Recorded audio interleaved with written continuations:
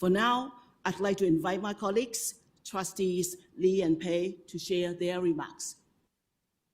Thank you.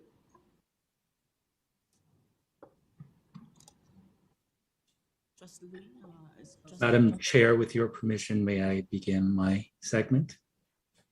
Certainly, please go ahead. Thank you. And to all of my dear friends in the audience and in the boardroom, first of all, I just want to thank everybody in the Chinese Heritage Month Organizing Committee for organizing this year's events. And I also like to thank all of our participants in this year's poster competition for their fantastic submissions. I'm very, very proud to say that Claire, who is a grade 8 student from Zion Heights Middle School, located in the community that I have the pleasure to represent, is the winner of the poster competition in the grade 4 to 8 category. So I really look forward to your work, Claire, next year in the grade 9 to 12 category. Second, I would also like to wish everyone who are celebrating a happy Lunar New Year. 2023 is the year of the rabbit in many Asian cultures, including the Chinese culture, and also the year of the cat in the Vietnamese culture.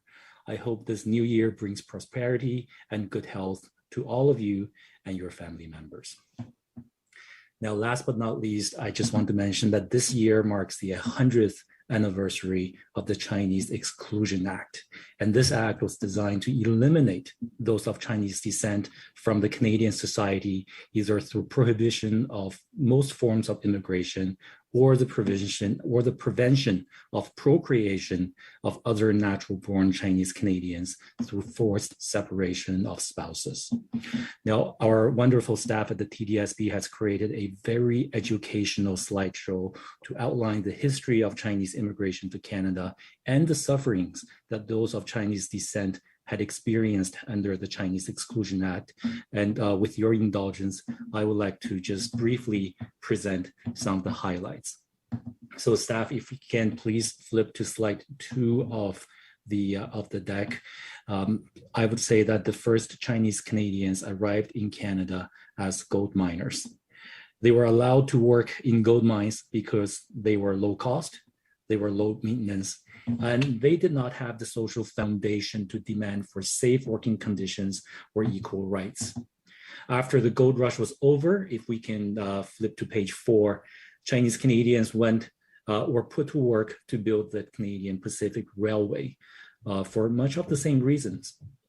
Chinese railway workers were given the most dangerous tasks. They did not enjoy equal pay as other workers, and they were considered largely expendable because they had no legal standings in the court of law. Now, after the railways were completed, Canada decided that there were too many Chinese people in Canada and they were no longer of use. So it began a series of discriminatory policies against those of Chinese descent, as shown in page 7.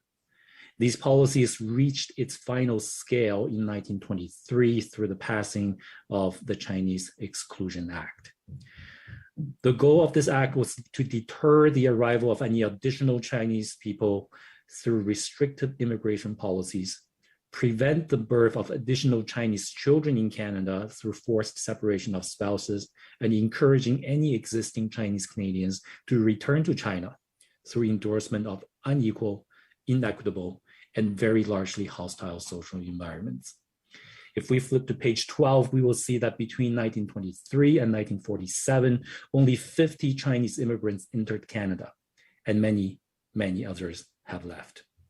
Moving to slide 16, we will see that even when this terrible legislation was finally repealed in 1947, Canada did not completely remove its discriminatory laws against Chinese immigrants until 1967.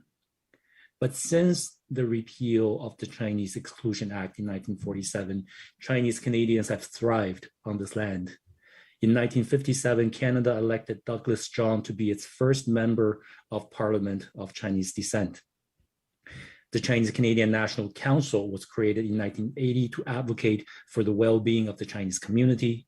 Sophia Long was elected in 1997 as the first female Chinese Canadian member of Parliament. And in 2006, the government of Canada under the leadership of Prime Minister Stephen Harper, finally formally apologized to the negative impacts caused by Canada's discriminatory immigration policies.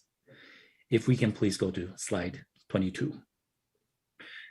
Although we have made tremendous progress in Canada over the decades, we can still see many shadows of anti-Chinese mentality in our everyday lives through racism, upholding of stereotypes, and discriminatory policies that are in place across North America. I am proud to say that the TDSB has been a champion in anti-oppressive work towards eliminating anti-Asian hate and including anti-Chinese discrimination.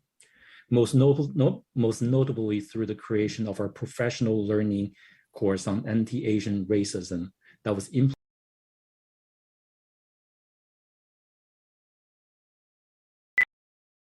I hope our school board will continue its leadership to ensuring that the students of Chinese descent are always protected from discrimination and exclusion, and that we will always work to expand our positive influence onto others as well. Thank you very much, everyone, for listening. With your indulgence, Chair, I'd like to pass now to Trustee Pei.